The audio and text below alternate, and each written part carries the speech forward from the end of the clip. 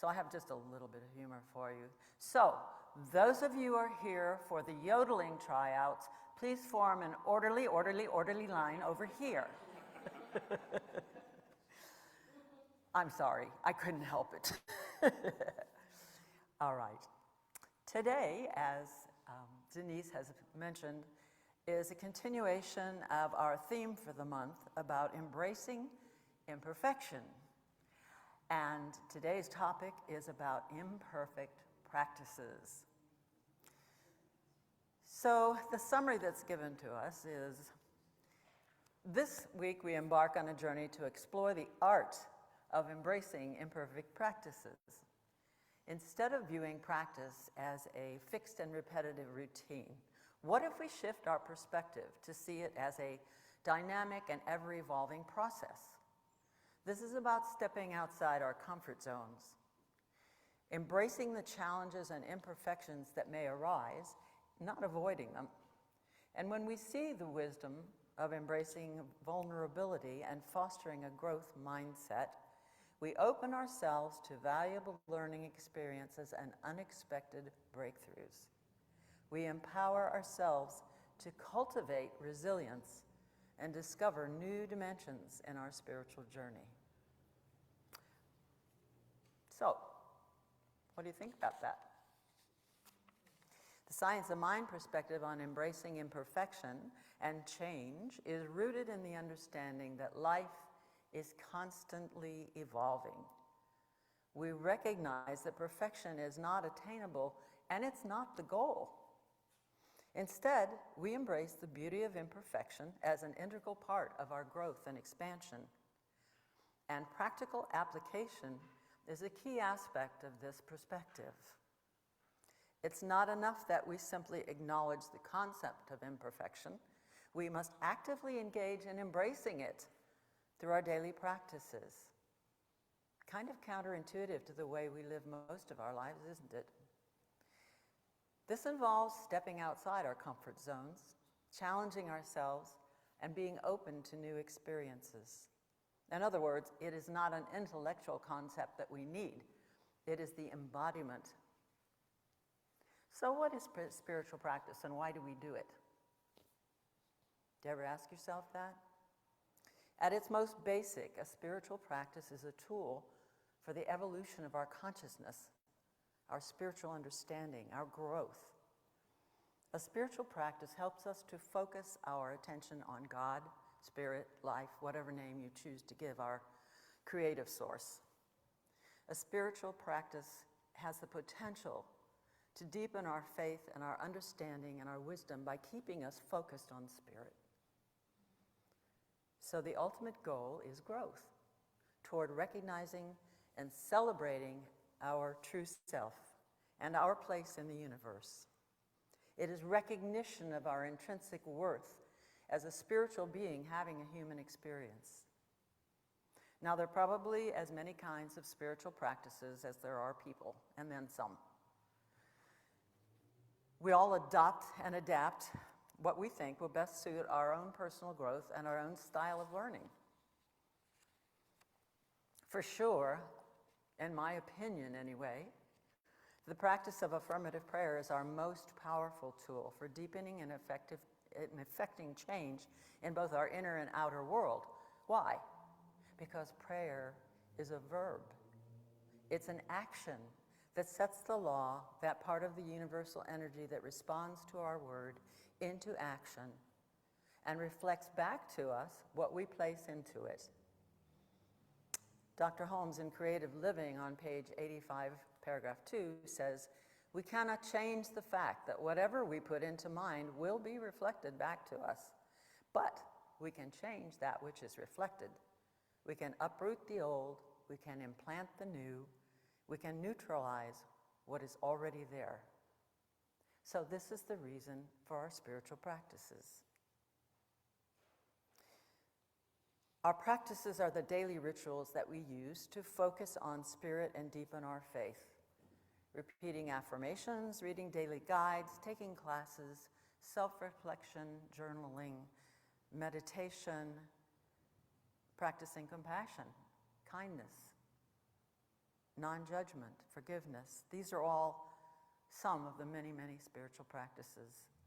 And I know that each of us has tried some, at least. I don't know about you, but I have used some of these practices only to stop doing them because either they're uncomfortable, they don't fit into my lifestyle, or because I don't think I do them well. For example, I started journaling many times in my life only to stop because I didn't make it a priority in my schedule or because I didn't think I had anything to say. And yet, when I later come across those journals and I reread them, I find new perception and hidden truth in not only what I said, but how I said it. The words we use have a lot of clues to what's really going on inside of us if we're open to seeing them with new eyes. So revisiting them inspires me to start again. And I do, and I'll probably stop again, and that's okay. It's okay if I practice it imperfectly because even though it's imperfect, there is growth, there is change, there is shift. So I share this with you as an example of an imperfect practice, that which we are embracing today. What if we intentionally adopted a new practice specifically because it's new or uncomfortable or because we don't think we know how to do it well? What surprise blessings might we get as a result? What shifts in perception are possible? Perhaps a new practice or a fresh start will awaken something in us that has gone to sleep out of habit or boredom. Now, the first time we try anything, we don't really expect to be perfect at it, do we? Why do we do that to ourselves when it comes to spiritual practice? Normally, we accept the beauty of imperfection as an integral part of our growth and expansion. Yet at some point on this journey, we can forget that our goal is growth and expansion of our true self, and we begin to judge our performance instead. Ever done that? I can tell you, many years ago in this church, in this community, there were people who would come in, go to class, learn the principles. They'd try to put them into practice, but they weren't getting the results they want.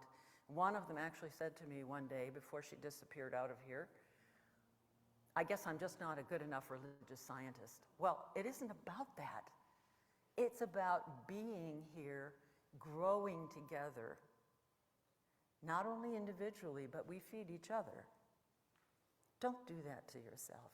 Don't shame yourself. We don't have room for that in our lives. We have only room for more and greater living and loving.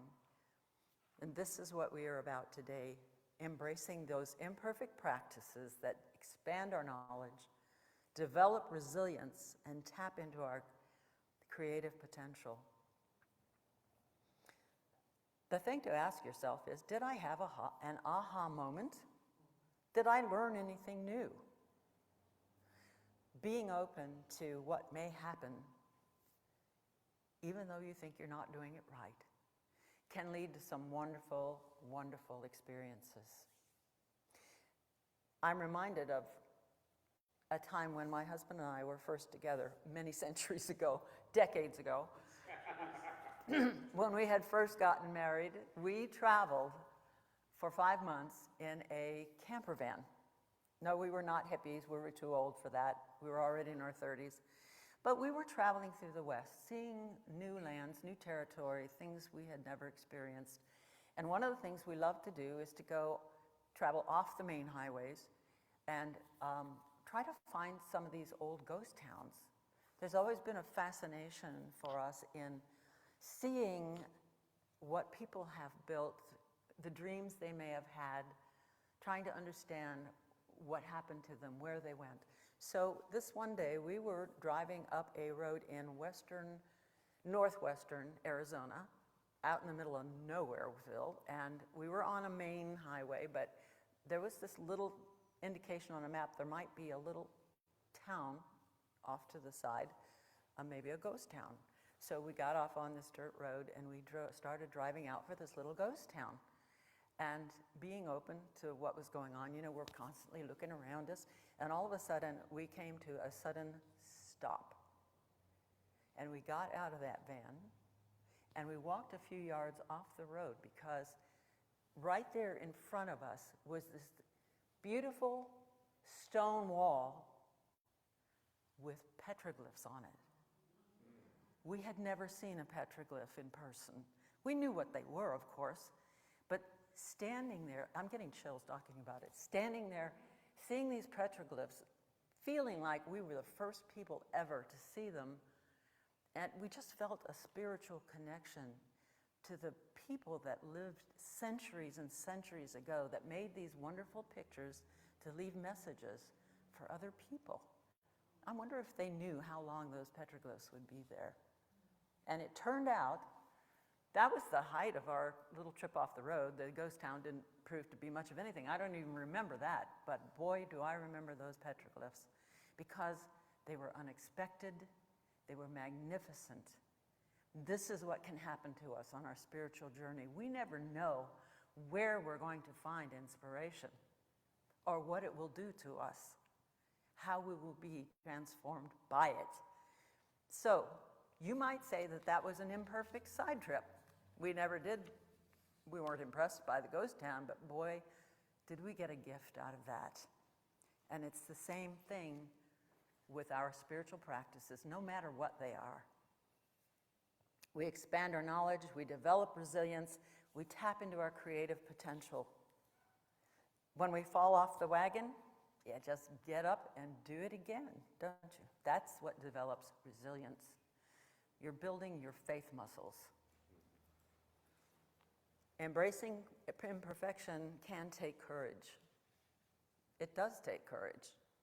Because to embrace imperfection, we have to be vulnerable. We have to be authentic. By allowing ourselves to be seen as we truly are, we create deeper connections with ourselves and others. Brené Brown, most of you have heard of, sociologist, researcher, storyteller, author, says in a TED Talk and probably many other places, connection is why we're here. Neurobiologically, that's how we're wired. We're meant to be connected to each other. It's also true that we crave that sense of belonging to a larger community. We connect with each other on a deeper level when we are authentic. And to be authentic, we have to have courage. We have to have courage to be vulnerable, to be seen just as we are, with what we might consider our flaws and imperfections. And that means being willing to face rejection from those we're seeking to belong to. And rejection is hard, precisely because we crave connection and that sense of belonging. But here's the thing. While there are people who want you to conform to their thoughts, beliefs, and actions in order to belong to them, they do not have your best interests at heart. They will not admire you for sacrificing your own ultimate truth on the altar of their smallness. True authenticity is the key to our sense of self-worth. So we must be courageous enough to be willing to stand in our own truth, not give our power away to those who would diminish our sense of worthiness. Parker Palmer, in A Hidden Wholeness, page 60, says, "The people who help us grow toward true self offer unconditional love, neither judging us to be deficient nor trying to force us to change, but accepting us exactly as we are. It surrounds us with a charged force field that makes us want to grow from the inside out." Now, in my opinion, this spiritual community is filled with that kind of people. This is where our joy lives, supporting each other on a spiritual path, whatever that looks like for each of us. They don't look alike. I can't name two people here that have the same spiritual path, but we support each other to go where our path leads. Is there something in you that resists embracing imperfection? Perhaps we equate being imperfect with being wrong.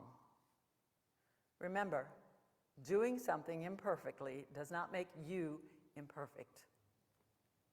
Scott Adams, the cartoonist, says creativity is allowing yourself to make mistakes. Art is knowing which ones to keep. Now, a more affirming viewpoint to adopt might be that imperfect practices are not wrong. They're just opportunities for going deeper, for exploration. So explore with abandon. You may find yourself a more expansive, loving, and joyful self. And when you fall, when challenges come, as they always do, make it a habit to go within at once and focus as much as you can on the inner energy field of your body. Attention is the key to transformation, and full attention also implies full acceptance. Attention is like a beam of light, the focused power of your consciousness that transmutes everything into itself. And that is a quote from Eckhart Tolle in The Power of Now. Finally, remember, you are worthy of love, respect, and dignity. You are whole, perfect, and complete, just as you are. Our spiritual practices are meant to make us more of what we are. So I have today's affirmation for you, and it will be posted. Today's affirmation: there is nothing in me but God, and I am worthy just by being born. So let's say that together, please. There is nothing in me but God, and I am worthy just by being born. Isn't that wonderful? That's one I'm going to keep. So with this in mind, isn't it easier to stretch yourself by identifying areas where you may feel limited or stagnant, or just consciously choosing to stretch yourself in these areas? This can be done by setting small, achievable goals, gradually increasing the level of difficulty, and practicing self-compassion throughout the process. For example, think of the first time you tried meditation. I don't know about you, but it was really difficult for me to empty my mind of thought for even 1 minute. And then probably, if you're like me, you thought you failed. You didn't like it much. You thought, I'm not getting anywhere with this. Blah, blah, blah, blah, blah, blah, blah, blah. The committee was busy chattering the whole time. But you keep trying, and after a few tries, maybe you succeed in maintaining that silent thought process, thought-free process for 2 minutes, 3 minutes. Some people can meditate for hours, but they didn't start there. They started with 1 minute of imperfect practice, and they built on that. So maybe this is something you might want to consider. Remember, you cannot fail unless you give up. You cannot fail unless you give up. You cannot be less worthy because you may not be instantly transformed. On the other hand, maybe you will be instantly transformed, but you'll never know unless you try. Viewing setbacks as learning opportunities and empowering yourself to grow, expand, and discover new aspects of yourself. Trust that Spirit can and will meet you halfway, and maybe more than halfway. We can rely on that Spirit always being there for us when we turn to it, when we become consciously aware of it, and we choose that. So our call to action this week, we are invited to continue integrating these principles into our daily lives. Embrace imperfect practices. Step out of our comfort zones. Approach challenges with a growth mindset. Embrace vulnerability and authenticity, allowing ourselves to be seen as we truly are. Take practical steps to cultivate resilience and self-compassion, knowing that progress is being made through embracing imperfection. By doing so, we deepen our connection to the divine and create an expansive and fulfilling journey. So let's pray. taking all this in and knowing and turning to that source of all the creative power in the universe, to that perfect one, that perfect wholeness, that perfect beauty and life and light power, that which created each and every one of us out of itself and continues to sustain and nourish us through our journeys back to ourselves. We are one in this travel. We are truly one community, one spirit, one mind, belonging to each other. This is our soul connection, and it is in each and every one of us. I know at this moment that when we call on Spirit, our call is answered. So what will we call? Perfect work, perfect creativity, perfect relationships, perfect home, abundance, love. Whatever we call forth, knowing that it is already ours, that God has given everything there is. We just need to open to full acceptance. It is there for us. We are encouraged, we are uplifted, we are strengthened by our spiritual practices, by our time together, by our time spent with Spirit, whatever form that may take. And we know that always, always we are held in the arms of love. How can it be otherwise, since love created us? Love fulfills us, love sustains us. It is the one force in the universe that exists everywhere, at all times. We choose to see this as our perspective. And because we place this into mind, we see it reflected in the outer just as it is in the inner. We rest in the assurance that we are always safe with Spirit, no matter what. And we are grateful for all of this and for knowing this truth and being reminded of it. And so please say with me now, if you choose, and so it is. So it is.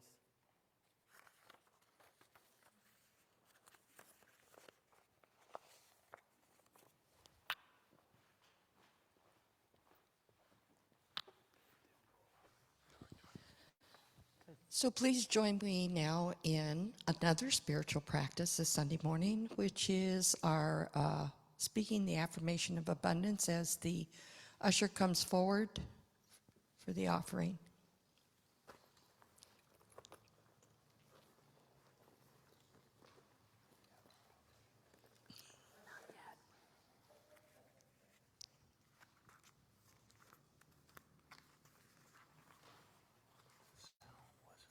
Affirmation of abundance slide. Did we lose it? Huh? There we go. I recognize the presence of God within as the source of my abundance. Out of my abundance consciousness flows everything I could desire in life. With gratitude and thanksgiving, I now participate in the flow of uninterrupted abundance. This prosperous experience is evidence of my abundance consciousness. And with a grateful heart, I want to thank you for your continued commitment in supporting this spiritual community, and know that your contributions are always put to good use in the community as well as here in the center.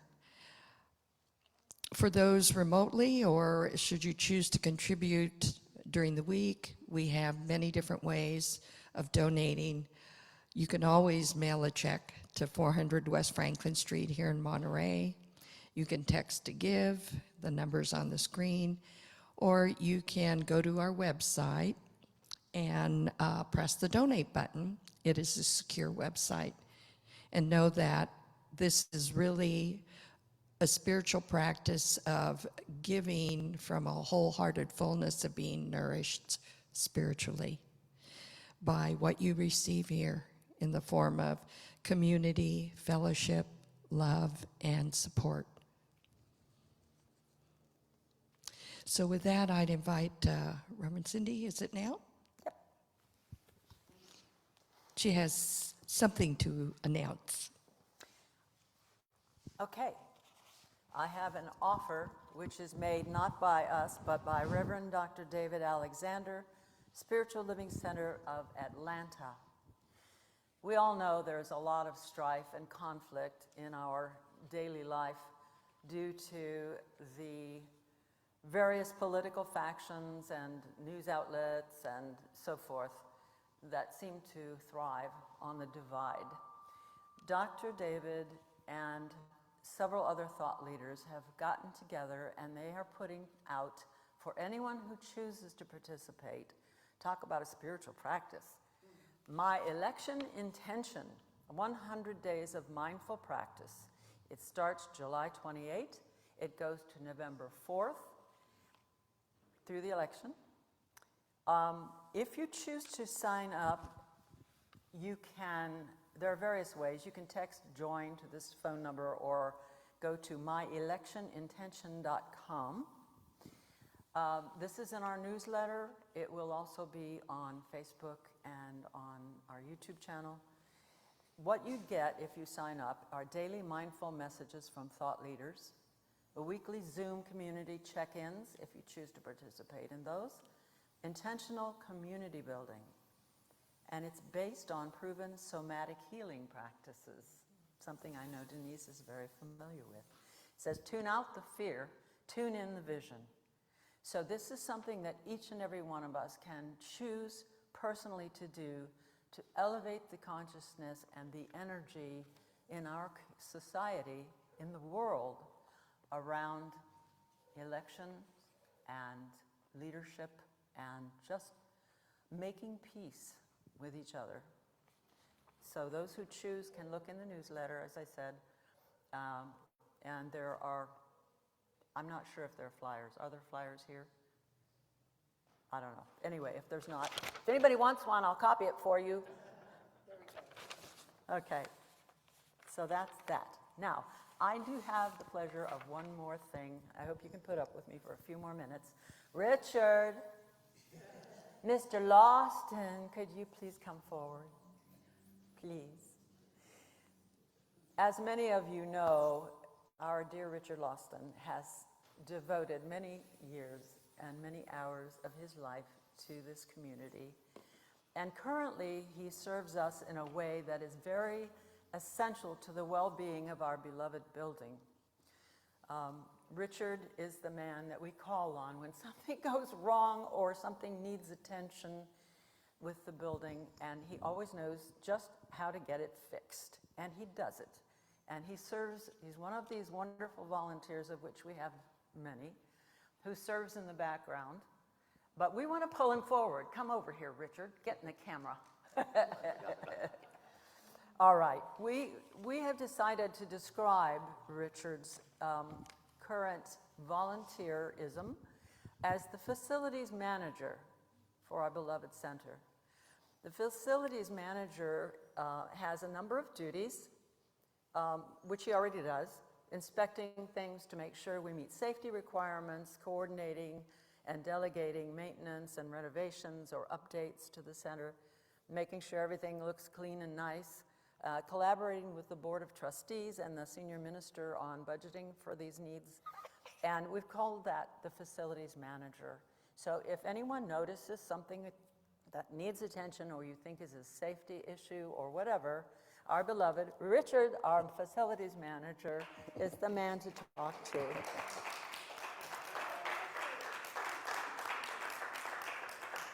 And we are ever so grateful for you, Richard, every day. Thank you. Every day. Thank you.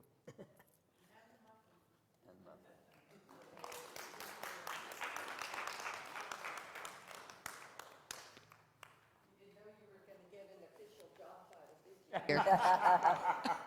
of what he's Unpaid. been doing anyway.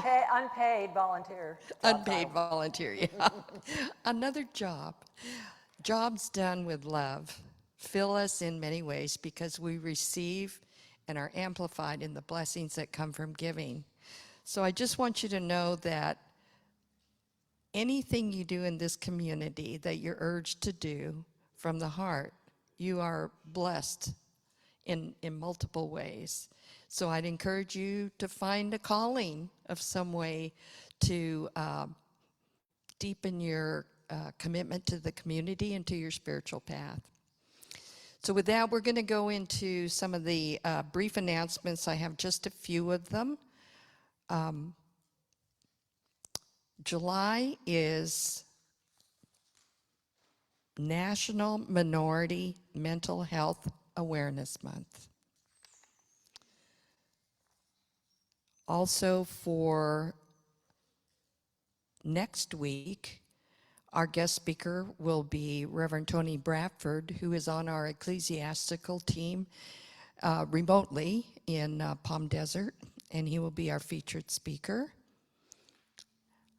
Mondays at 10:30, Cindy Carver leads our Tai Chi group. It's a wonderful exercise and spiritual practice, I feel. And then finally, this beautiful building has been lovingly restored, painted, re-roofed, cared for in a lot of different ways to make it a lovely place for others to use. So if you know somebody who might be interested in renting space here, the Sunshine Room, formerly our bookstore, is available, as well as this entire sanctuary space. And we even have a couple small rooms upstairs for a small group meeting. So think about, as you go about your business, if you have an opportunity to just spread the word. And there's information on our website. Bobby Hall is our rental agent coordinator, and she's also listed on the website. Is there anything else I've missed?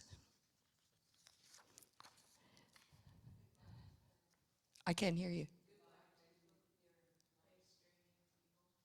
Oh, farewell. Auf Wiedersehen. Goodbye to Facebook, YouTube folks. We appreciate you. We love you. And we invite you to comment, like, and share any information you find inspiring. Just spread the good news.